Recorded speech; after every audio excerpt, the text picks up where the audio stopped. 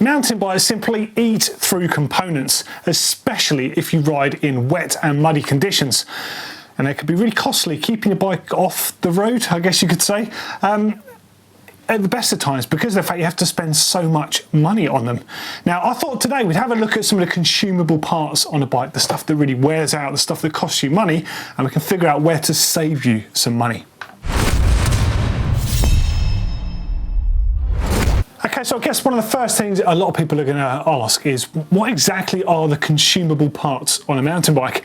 So what I'm referring to here are the things that wear out literally as you're riding. I mean, the tyres is the first obvious thing. They wear out, literally the rubber wears as you ride it, as do the brake pads. Your brake pads are designed to stop, and they do that by depositing material from the pad on the rotor, and they literally just disappear in time rapidly if you ride in sandy conditions and things like that. Then of course you've got things like your transmission. Transmission on a bike, again, is subject to loads of different temperatures and grades of mud and all sorts of horrible stuff that gets in there and wears it out. And then of course you've got things like bearings and suspension units, all of which are moving parts, whether it's a telescopic nature that can ingest mud or a rotating nature. Again, if it gets mud in there or it gets muck in there from washing or from whatever reason, it's going to start wearing out. And again, riding with worn components will lead to more repairs further down the line. So let's take a look at where you can save some money, starting with tyres. Yep, so tyres are one of the most important things on a mountain bike. It's your fundamental contact point between your bike and the ground. Now, a poor tyre, you will have a bad ride. Compared to a good tyre, you will have a much better ride. This is no indication of the speed you'll be riding at, just the control that you can get from a good set of tyres. Now, we all know that a soft compound tyre will give you loads of grip, and a firm compound tyre might give you less grip, but it's going to roll a lot quicker. So you could be really clever about the way that you spec a set of tyres.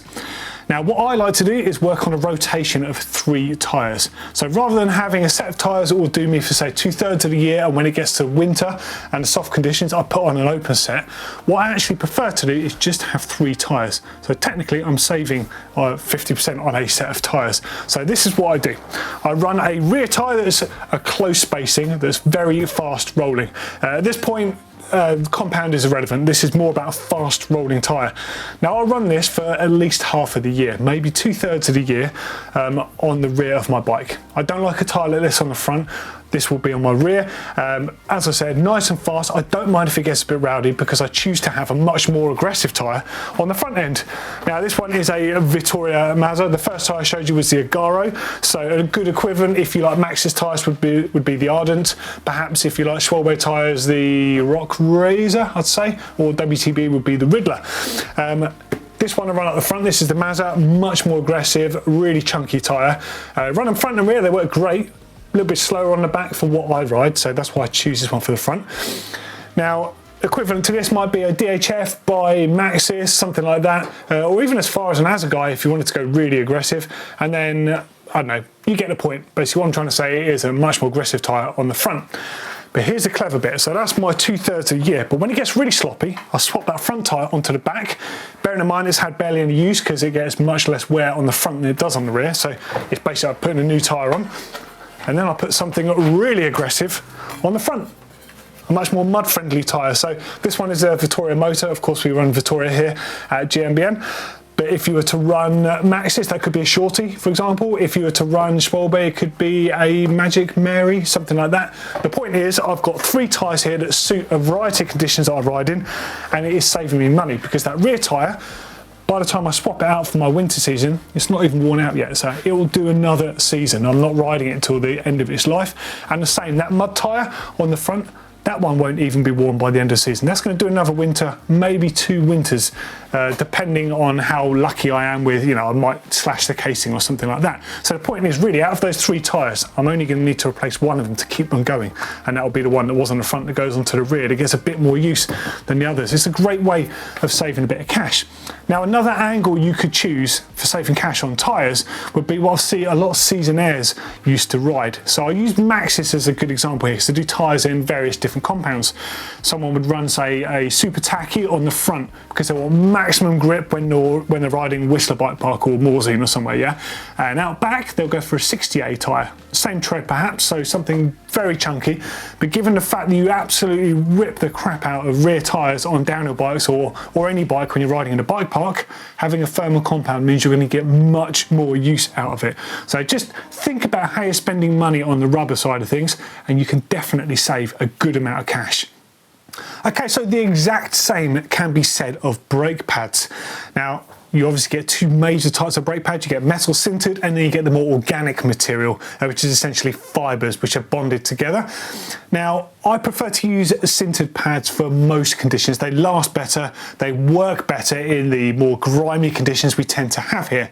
Downside is they're a little bit noisier, I guess you could say. So if that bothers you, you could actually swap between pads. But the point I'm trying to make here with brake pads is you will almost certainly wear either your front or rear faster. You'll be more heavy on one of your brakes. Now, if you like riding bike parks, for example, if you love back wheel, do a lot of manuals, ride a lot like Blake, you'll go for your rear brake pads more because you will be running that rear brake loads all the time.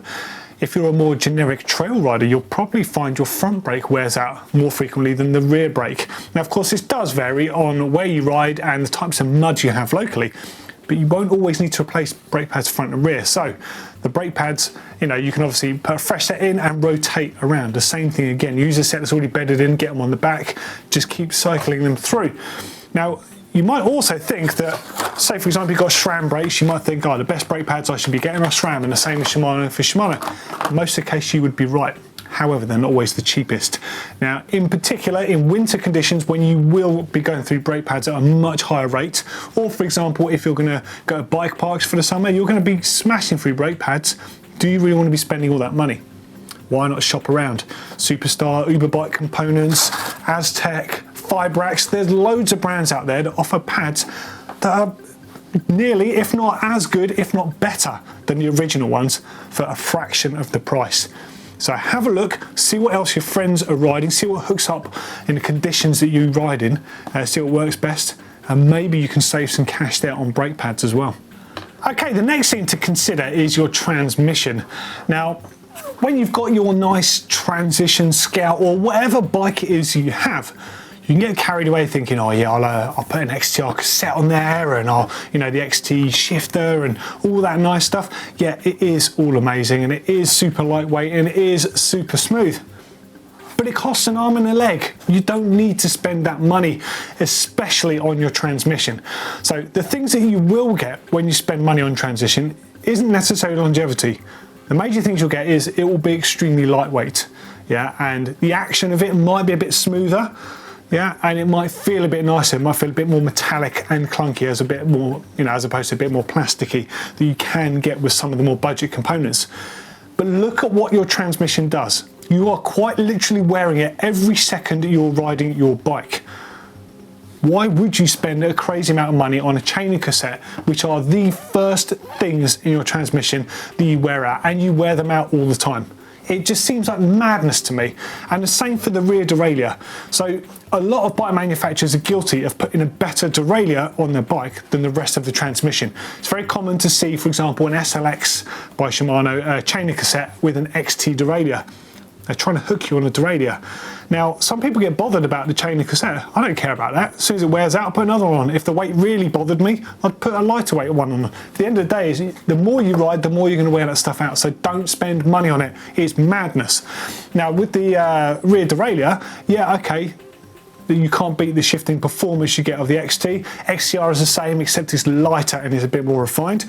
But the thing is, if you're a messy rider, if you're an aggressive rider, someone that crashes, you're going to break one of those, and they cost money to repair. Do yourself a favour, put an SLX or a Deal on there, or the cheaper SRAM offerings. Do yourself a favour. Now, also, something else you can do with your transmissions is mix and match things. So, for example, if you didn't like the idea of a Deal cassette or SRAM's cheaper cassette, you found them too heavy, shop around, look at some alternative components. Don't feel, because of the fact, like, if you stay within a SRAM system, you will get optimum shifting. They will tell you that, and it is correct, you will. And the same as Shimano, if you stay with everything Shimano components, you will get the best shifting. However, If you're willing to just lose out on a margin amount of that, you can get some bargains. So a perfect example is Sunrace. They make an excellent 11 speed and a 12 speed cassette, and brands like Marin actually spec them on their bikes. They are brilliant, they are lightweight, and they are cheap. So it's a great way to save a bit of cash on a cassette. And at the end of the day, like I tell you, don't be proud about your cassette being a cheap one. It's the first thing you're going to wear out alongside your chain, so don't worry about it.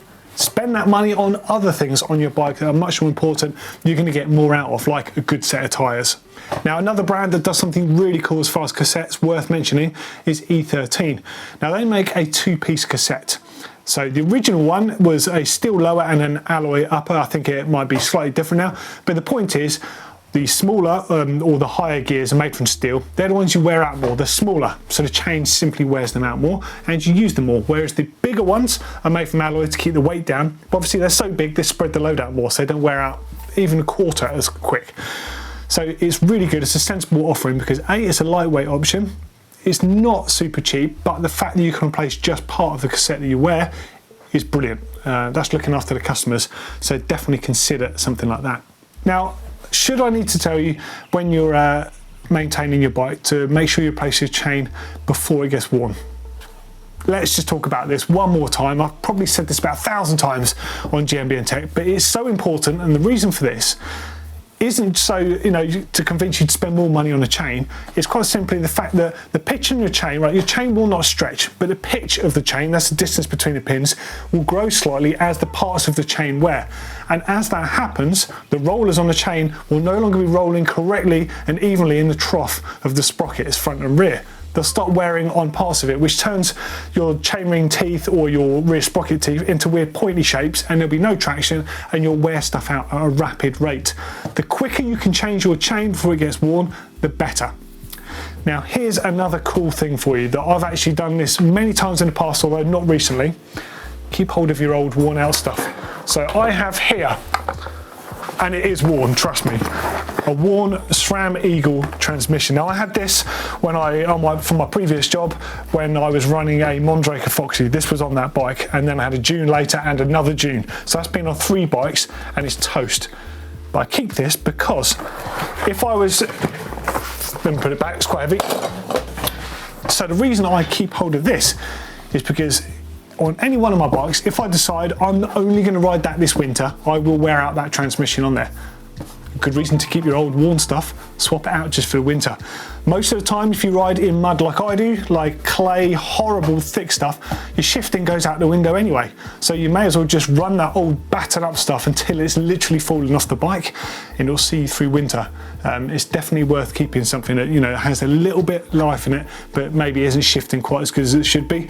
The mud, if anything, can actually hold it all together. You'd be quite surprised. Now, suspension is another area where you can actually save a bit of money. So just for example, let's talk about forks and shocks separately. Now, rear shocks, even cheap ones, tend to feel better than the same equivalent in the fork, and basically there's a lot more you can do with even a very simple shock. They can be serviced, they can have new seals in them, and they can even be tuned. So a basic shock with no piggyback that's still going to have some kind of adjustment like rebound and compression, you can shim stack them, you can sort them out internally to feel pretty good. So that is something you can get done with your local suspension tuner. So definitely, if you feel like you're losing out on a shock, look at the prices of shocks and you'll soon think about what I'm telling you here. Speak to your local suspension tuner and see if they offer anything they can do to your shock to get more out of it. For example, if you don't think your bike climbs particularly well, even when it's locked out, they can firm up the lockout effectively on it. They can also add more mid-stroke support on that shock, more compression support there, so your bike will sit up that bit more rather than getting a bit baggy in the middle. There's a lot that can be done even with a basic shock. Now, I'm going to use one of the bigger brands as an example here. We use RockShox. When you buy a RockShox chassis, let's just say you buy the cheaper Pike, for example, which I know it's not a cheap fork, but hear me out here. The fact is, it will accept the same damper unit, the better charger unit, so you can get on the top of the range model into that same fork. So you could start, or if for example you bought a bike and it came with that basic model on, you've got the chassis, so you're fine. There's lots you can do with that chassis. You can put low friction wiper seals on there.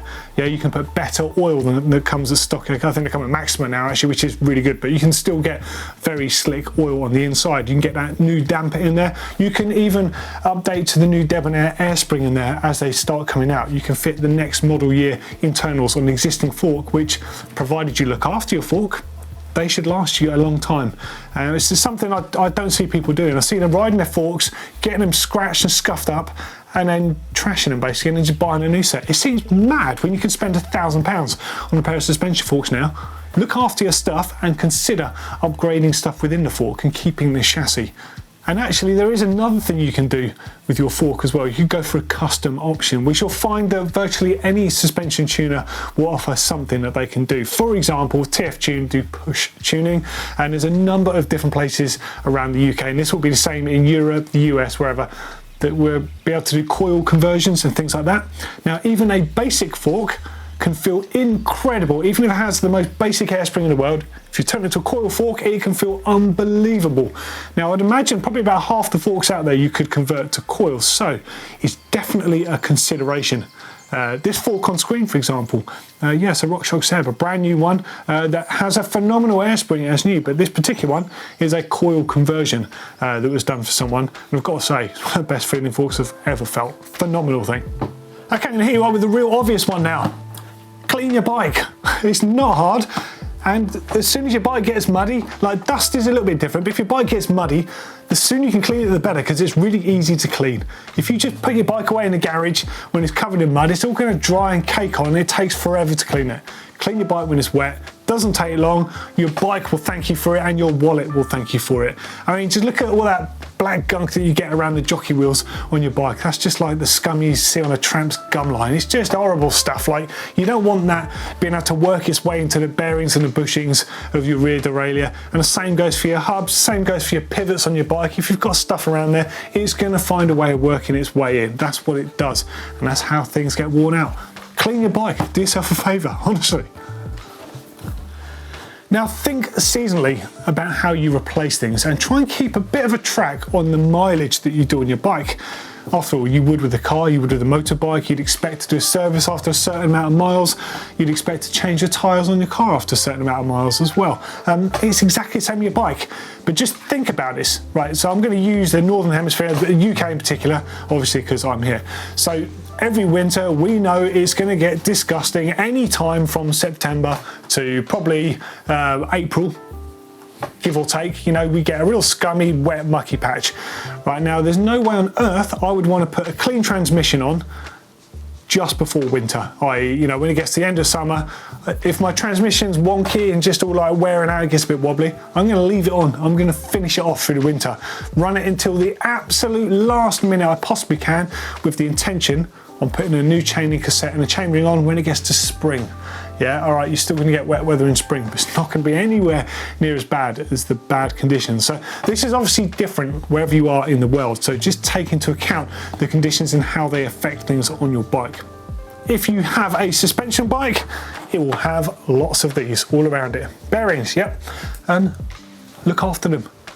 It's your duty as a mountain bike rider to make sure your bike is working well. Not only will it save you money, but your bike will feel better and it will handle much better. Now, on a rear suspension bike, if it's a single pivot bike, like a bare bones single pivot, not even linkage driven, it's very easy to find out if your bearings are shonky, if they're not running very well. You can literally just cycle the bike for its travel and you will know, you will hear it, and you will feel the play there as well. If you have a linkage design on there, then things start getting a bit more masked because there's a lot more things that can move.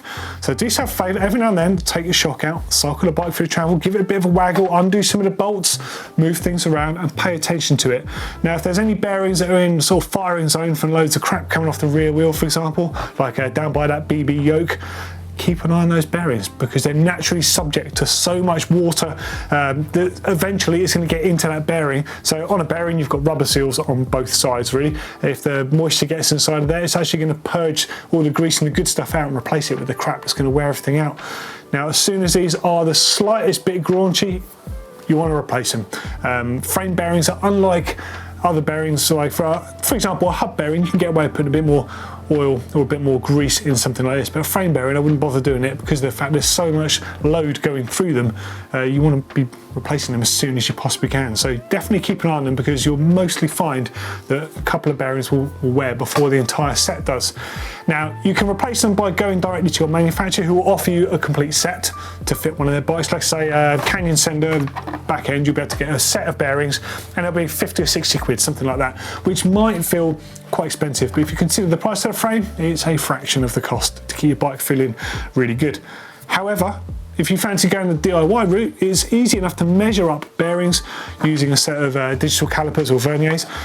Measure the bearings. You're looking for an inside diameter and an outside diameter, basically, and you can get the bearing ID, or you can do the easy option if you don't have any of those. Go on the manufacturer website of your particular bike. Let's just say a Canyon Sender.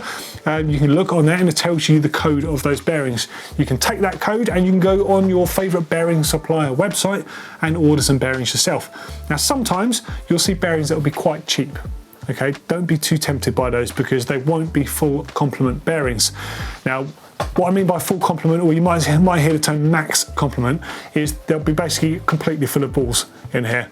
Full of ball bearings, that is. With a non-full complement, or just a regular set of bearings, there'll be a cage in here or a retainer, so there's actually a bit of space in there. Now, as well as they work, they don't handle the load quite as well as max or full complement bearings. So it'd actually be an upgrade for you if your bike doesn't have them, to put those in. They'll run smoother for longer. It will feel better. Get on it with the bearing thing. It's definitely worthwhile. Now, it might not be something you're interested in doing yourself, but if some people have unlucky bikes that do go through bearings at a rate. I know, for example, the Santa Cruz offer lifetime warranty on bearings, so you can just be like, hi, yes, send more bearings, cool, thanks, and get on with it. No problem, la-di-da. But you might be unlucky. You might have a bike, like I had a really old Mondraker bike. In fact, I made a video on it earlier this year. It's going to be in the description underneath. The 26-inch wheel Foxy XR. That particular bike had the tiniest bearings down by the bottom bracket, and they used to get munched. I used to replace them all the time. So I ended up getting myself one of these. Basically a bearing kit, so I can press out the bearings and I can put them back in myself. Nice and easy, and then I don't have to go to the bike shop all the time to do that. But only do that if you're comfortable in working on your bike in that way. Yep, and you guessed it, the same exact thing goes for headset bearings and bottom bracket bearings. Now, headset bearings are generally seen as an easy affair to drop in, no problem whatsoever.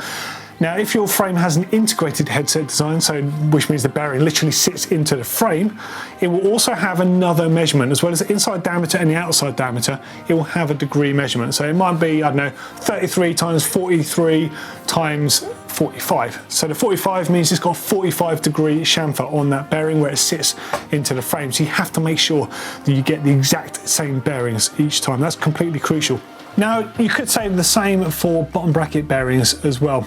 Now, this isn't always going to work out financially, because quite often and annoyingly, it's cheaper to buy a bottom bracket than it is to buy the bearings and put directly into your bottom bracket cups. But here and there, it does work out. You save a bit of cash, and at the end of the day, you're not buying a new bottom bracket each time. I'm all for it if you can do it. But like I said, it doesn't always work out financially, and you definitely can't do it with press fit bottom brackets. They've got cheap nylon cups, because you'll damage the cups trying to push the bearings out. Do yourself a favour and get new bearings. But always check your BB bearings, because they do wear out from time to time. And if you're wearing them out prematurely and it's something like a press fit bottom bracket, well, firstly, you'll know about it because it will creak like mad. But if you don't know about it from the creaking and it's wearing out, it'll probably be because it's not in completely straight. So learn your lesson and make sure you put your bottom bracket cups in completely straight. Use a press fit primer on the shell and a press fit retaining compound as well. Think of it as like a thread lock, essentially, especially for press fit bottom brackets, and make sure you fit them correctly, because if they're not in, they creak like mad and they can wear out quicker, which is not good on either respect. Now on to servicing items. Now, suspension is the perfect thing to talk about here. Make sure you keep your suspension items serviced. Whether you can do elements of this yourself, or preferably send them to a suspension tuner or your local bike shop that can service suspension items, is definitely the best way, because they will have all the correct tools and all of the correct knowledge. Now, as easy as it is to do an air can or an air sleeve service on a shock like this, try and avoid doing anything more, and if you do that, be extremely careful. The reason for this, if you scratch delicate surfaces on the inside, Things like O-rings don't always seal correctly on the inside. You're going to leak air. Air won't transfer properly between positive and negative chambers. There's a whole realm of issues that you get that will all cost you much more in the long run. Now, I've seen horror stories where people have tried to take off the piggybacks before. There's a little circlip on the inside and they've scuffed the inside, taken the circlip out, and they've probably barely noticed it, but any suspension tune will feel it and be like, oh God. So they'll know that in a matter of time, that shock will be coming straight back to them for another repair. So of course they can advise them to not do that stuff themselves. Just do yourself a favour. If you do any servicing at all, be very careful and be very thorough. Any doubts whatsoever? Suspension tuners, there's loads of them out there. Okay, so also while we're here, when your bushings or the bearing, if you have a bearing mount on your shock, get worn, replace them. Because when one wears, you get a bit more movement and it's going to wear the other one out. So get them changed. You don't want to put any undue stress on that shock. Now, of course, on most good mountain bikes, you'll find the shock won't be subject to that much stress. It won't be a sort of a structural part of the bike. However, some bikes with the flex inherent in the design, it can put strain on the shocks. Now, a good example of a bike that can have some of that flex, which makes the bike feel great, for example, Specialized bikes have the Clevis design on there. Yep, it works fantastically, but if you don't look after your shock or you don't look after your shock hardware, you can get problems from designs like this. Now, let me echo this, it's not from the design, it's from other parts, but it's highlighted because of the design. Now, shocks are designed to be supported from both ends. With a design that's got a Clevis on it driving it, it's much longer where it's actually putting strain on here. So if you've got a really stiff, sticky shock, for example, that's never been serviced, and you've got sticky bushings at both ends, that movement basically is going to translate into a bending. So, and if that happens, you get scoring on the inside of your shock and it's basically toast. So just be careful of that. In fact, I've even seen a Kingdom bike with a snapped shock from, I guess, something along those lines. Poor guy, because the Kingdom bike, as far as I know, is a titanium bike and the shock was an 11.6 shock. Oh, I think I would have had a small heart attack and a bit of a cry at the side of the trail if that was me. But avoid expensive repairs by keeping topped up on things. Now, the primary thing you should do with suspension units is keep them clean and lubricated. Now, you can all do this yourself by keeping the stanchion tube here clean. Same applies on your forks. Keep the seal clean, put a bit of lubricant around them, just compress them a few times and it will naturally ingest some of that and it'll start working a little bit better. Okay, so we've ticked off the consumable parts on a bike that can cause you headaches in the form of money. Essentially, look after your bikes.